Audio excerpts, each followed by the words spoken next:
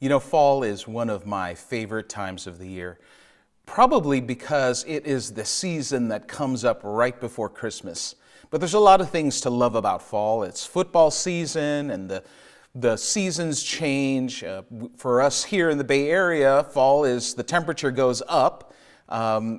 Actually, in October, the temperature gets a little bit warmer than it normally does during the summer. But for many of you who are watching us who are not living here in the Bay Area, for you, maybe the temperature gets cooler a little bit.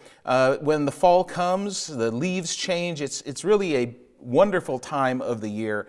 I really love the fall. But one thing that happens every couple of years, every fall, is we find ourselves in election season.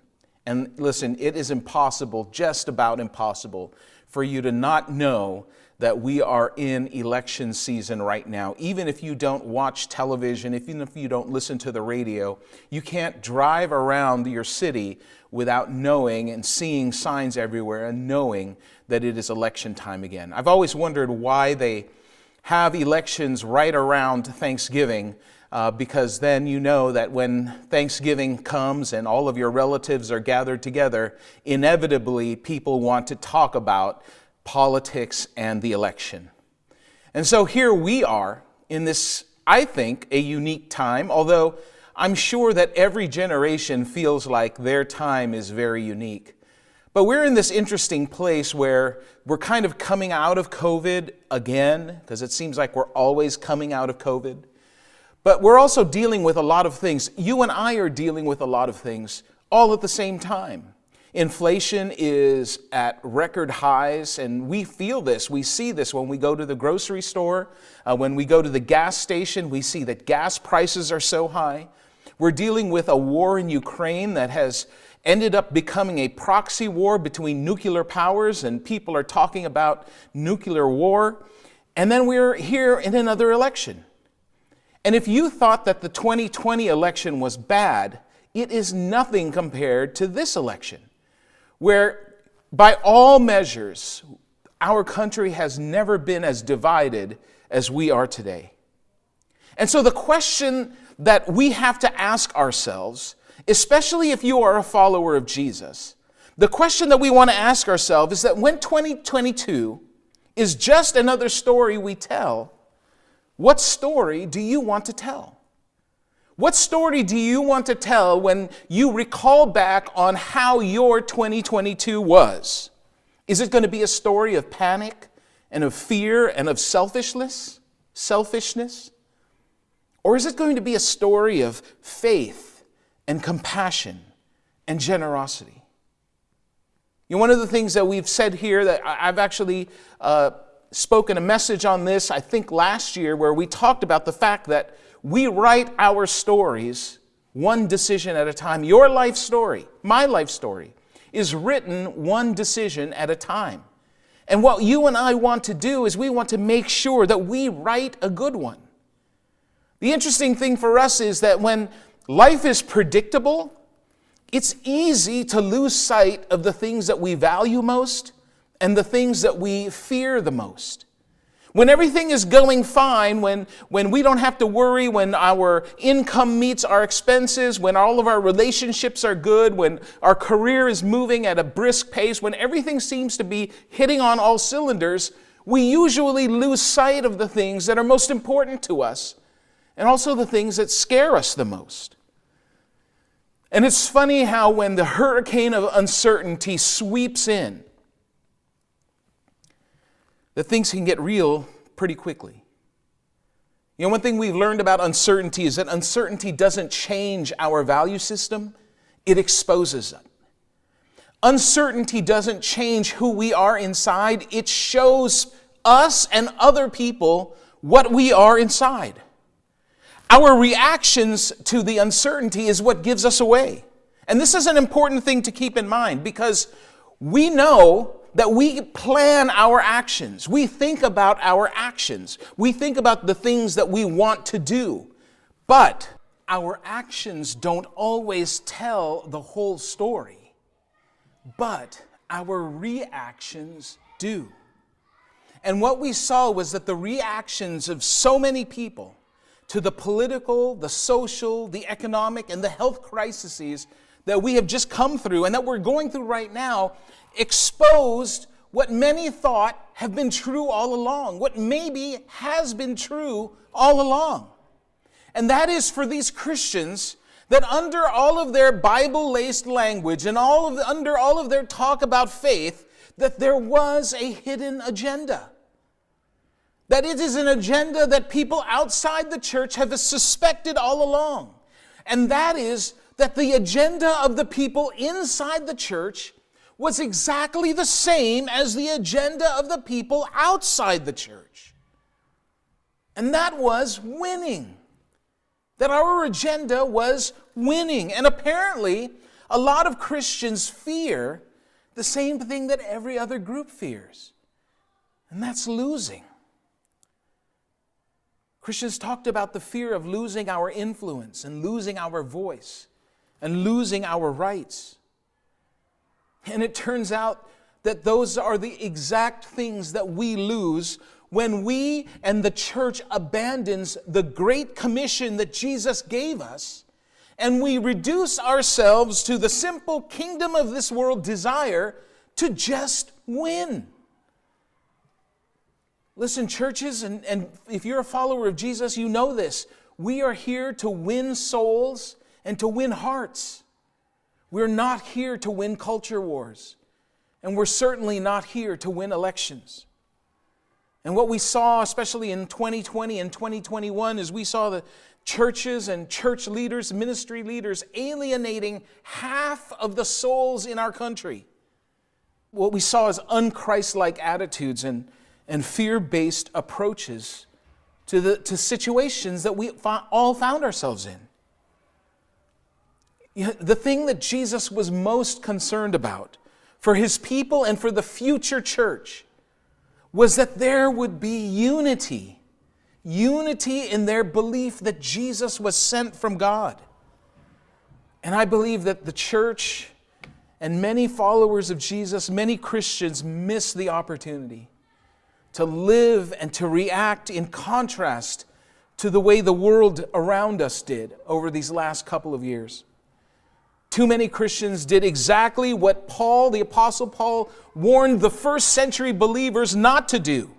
Paul would write to the believers in the city of Philippi, he would say, do everything without grumbling or arguing. Now, why does he say this? Well, he must have said it because they had reason to grumble and to argue. And listen, why not grumble and argue? Why not demand our way? I mean, where's the win in not grumbling or arguing? And Paul tells us, he says, don't grumble and argue so that you may become blameless and pure, children of God without fault in a warped and crooked generation. Paul's saying if you grumble and argue like everyone else, then people are going to think that you're like everyone else. And Paul says, then, if you get this right, he says, then you will shine among them like stars in the sky. You remember a few years ago when halogen headlight bulbs came out for your car? It used to be that you'd driving along, you'd see a sea of traffic, and all of the headlights were kind of the same color, kind of this warm, yellowy brown color. But then a couple of years ago, they came out with these halogen headlight bulbs. And they were like whiter, and they were brighter, and they just shone brighter. And you could tell right away, like if you were looking out on the traffic, you could see the cars that had these halogen headlight bulbs. In fact, especially if they were behind you, you could really see them because they were bright. It looked like they were giving you the high beams when it was really just, it was a different bulb. And they stood out. And that's what Paul is saying. He's saying that the contrast between us and the rest of the world will become so apparent. Our light will shine so differently that people will stop and take notice. Unfortunately, the church and many Christians, many followers of Jesus, over these past couple of years, we lost our shine. People lost their shine. Christians lost their shine. And it is time for us to get some of that shine back. We have to stop grumbling and arguing with each other, with one another, with neighbors, our neighbors, with state and local officials, with people in general. We have to stop grumbling and arguing. Because to use Jesus' words, we have an opportunity to let our light shine before others so that they can see our good works and give glory to your Father who is in heaven. But instead, what happened was that some people went to war over whether or not to gather together in the pandemic. Now listen, I know every place in the country was different. Every church is different. The decisions were individual and should have been made individually. But what ended up happening was that we left many people with the impression that the church would somehow suffer irreversible harm if we couldn't meet together indoors every week. We started talking about how we were losing our religious liberties. And I just can't help but think that there were people in different parts of the world who were listening to what we were saying and were just laughing. Like there were people in China who had been meeting in cellars and meeting in cemeteries and in secret places because they were afraid that the government might find out that they were meeting together. And they would look at us and they would say, "You guys seriously are complaining about losing your religious liberties?" That the Christians who were meeting in Iran, the Christians who were meeting in North Korea, who were meeting in places where literally saying you were a Christian was a death sentence. That they would look at us and say, "Man, you guys are not losing your religious liberties, okay? You need to spend some time over here. You'll see what that's like." And we saw something that for me was heartbreaking. That on social media we saw Christians demonized and criticized by name from people they had never met before. I know pastors and church leaders who I saw, some of them were friends of mine, who were posting on social media these things, these words of outrage and anger and disgust that alienated them from half the country. We ended up giving up the moral high ground and we confirmed what many of your children think, what many in the next generation have suspected for some time. And that is that perhaps those of us who call ourselves followers of Jesus don't really believe all of the things that we claim to believe. And we saw that demonizing people in the other political party became an exercise in virtue. That we would see people calling each other names just because of the political party that they happen to belong to. And listen, if you are a follower of Jesus, if you are a leader in your church or in your ministry, you have no business participating in any of that. Because people were arguing, they were saying we have to stand up for the truth. We're not going to be intimidated. We have to stand up for our rights. And we would see people, they were saying, yes, you're fighting the good fight. And at the end of the day, the world saw we wanted to win. And this sounds good because most people want to win. Until you follow Jesus through the Gospels. Until you follow the Apostle Paul from Greece to Jerusalem and then to Rome. Because as un-American and as passive as it sounds, the church is not here to win. By every human measure, Jesus lost. But he lost on purpose, and he lost with a purpose. And so like Jesus, we are not in this to win anything. We're in this for something completely different. And what happens when we let our faith become secondary to our political party of choice, we end up losing our voice, losing our distinction, and eventually we end up losing our way. We lose our opportunity to serve as the conscience of our community and of our country. And when that happens, it means that our communities and our country suffers. Jesus didn't come to win, at least in the way that you and I think of winning. He came to lose.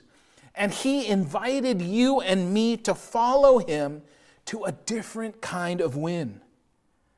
The Apostle Paul, he understood this. Jesus' followers in the city of Antioch, they understood it. They were called Christian by non-Christians. For the very first time, it was an insult. They were so distinct in the way that they acted and believed than everybody else that as an insult to them, the people would call them Christians. It defined them. But then it changed the world. When followers of Jesus actually follow the words of Jesus, it changes families, it changes communities, and it changes cultures. Many of us would say it changed our lives. Now look, I'm not saying that we should withdraw from the political process. I'm saying exactly the opposite of it. Listen, I am a politics junkie. I'm a policy wonk. I love to talk about the details of how the economy works and geopolitical issues and all of those things. I love talking about that. I am not saying that we should withdraw from that process. On the contrary, I'm saying that we are called to love and to care for people. But we have to do everything we can to create and protect a culture that fuels human flourishing. And the way that we do that is important. Our attitude and approach has to reflect that of our Lord.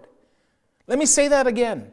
Our attitude and our approach has to reflect that of our Lord. Our attitude and our approach has been prescribed to us. We can't change it just because we don't like it. Like you can't join a club and then once you become a member of the club, tell everybody in the club that you're not going to follow the rules of the club because you don't like the rules of the club. You shouldn't have joined the club. And as followers of Jesus, we don't have a choice. We have been told what our attitude and our approach should be. In his letter to the believers in the ancient city of Corinth, the Apostle Paul describes his win and his strategy for winning. And when we listen to it, it sounds kind of lame, right? It sounds like it can't possibly work. But listen, Paul's lame ideas, along with Jesus' lame ideas, shaped Western civilization. Listen to what he says. He says, though I am free and belong to no one, I have made myself a slave. Now, a lot of times we read this, Paul's words, and we think that he's talking about slave figuratively. But he wasn't. See, Paul lived in an economy that was fueled by slavery, where people were owned and traded.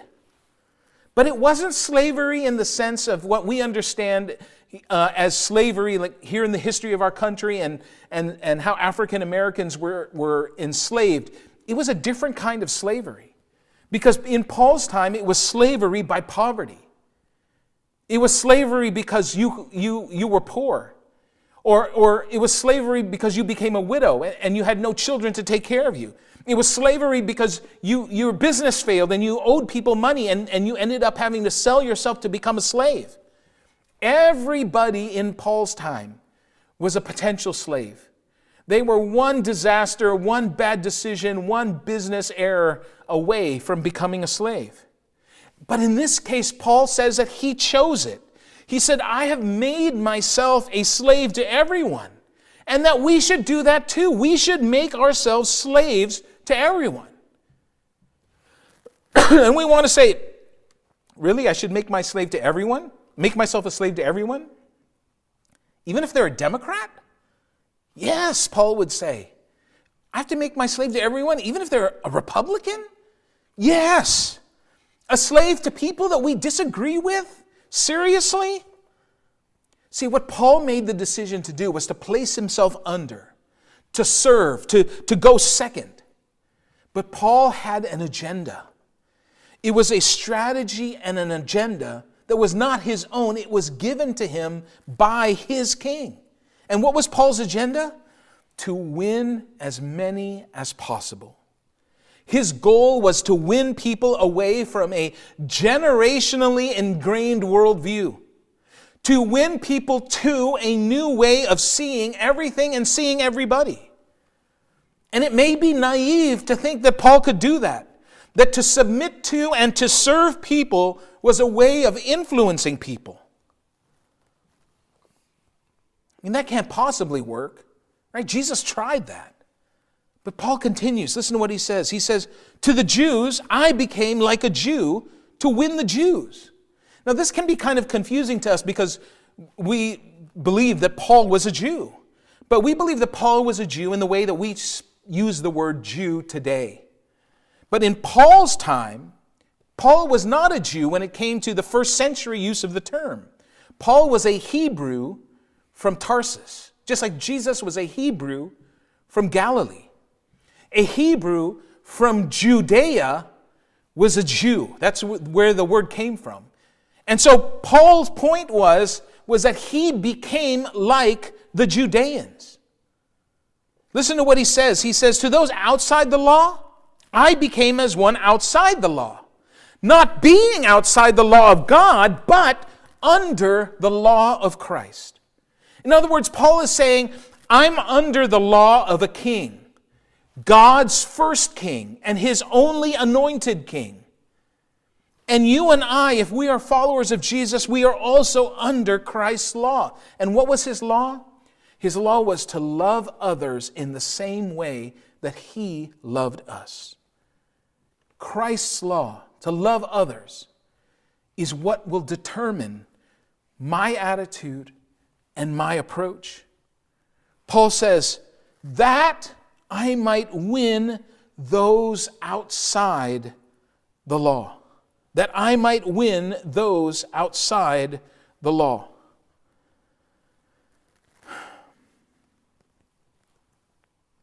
That's hard for us sometimes. Because we want Paul to take a stand. We want him to take a position. We don't want him to stand in the middle. We want him to either be hot or be cold. And what we saw was that there were some pastors, there were some churches that refused to become political. And their refusal to take a side was interpreted as a refusal to take a stand. And here at Gracepoint, we took a stand. We took a stand against politicizing the congregation of Jesus followers, not just our church, but the entire Big C, all the followers of Jesus. We took a stand against politicizing that. We were standing for the approach and the attitude commissioned to us by our King. We were standing against alienating half of our community, half of our country, by siding with one political party over the other. Instead, we chose to stand with Jesus. We chose to stand in the messy middle rather than being divisive one way or the other. And what Paul writes next is absolutely amazing because he tells us his strategy and his mission. Listen to what he says. He says, I have become all things to all people. In other words, I've learned to build and navigate relationships with people that I have just about nothing in common with. And you know why he does that? He says, I've become all things to all people so that by all means, whatever it takes, including being misunderstood and being mistreated, by all means, and then Paul lays out his mission, our mission, that by all means I might save some. See, Paul was convinced that he held the moral and ethical high ground. He didn't feel compelled to win something because Jesus had already won, which means the world had already won. They just needed someone to tell them. And so Paul set out to do just that. In his words, he said, I do it all for the sake of the gospel, that I may share with them in its blessings. Listen, Gracepoint, let's continue to be about that. Because when a church becomes preoccupied with saving a country, it abandons its mission. When we become preoccupied with defending our rights rather than advocating for the rights of others, we have lost our way. I love this quote from Tim Keller. He says, when the church as a whole is no longer seen as speaking to questions that transcend politics, and when it is no longer united by a common faith that transcends politics, then the world sees strong evidence that Nietzsche, Freud, and Marx were right. That religion is really just a cover for people wanting to get their way in the world. let's resist the temptation to use our faith and to use Jesus as a means to an end. Let's not be guilty of leveraging our faith simply to get our way in the world. Listen, every time you and I place our hand over our heart and we recite the Pledge of Allegiance, we declare exactly what we have been talking about today, that we are one nation under God. We are one nation under God. It's God first, our King first. Our ultimate allegiance is to our King, what Scripture calls our better King. And our uncompromising devotion to our better King will, in the end, make our country a better nation. And it will make the world a better and safer place. This isn't just our guess or our hope. This is what history has shown us. And it is our attitude and our approach to others that makes all the difference. And so the question that we have to ask ourselves as we go into this election season, as we go into the holiday season, as we start to have conversations and discussions, as we start to share our beliefs, we have to ask ourselves, does my attitude and my approach reflect my devotion to my King? Because when my attitude and my approach reflect my devotion to my King, then it keeps us united. Even when we disagree, it keeps us in a place where we can retain the moral and ethical high ground, and where we have an opportunity to be a contrast to the world, a light that shines that they have to take notice of. This is what we are called to do.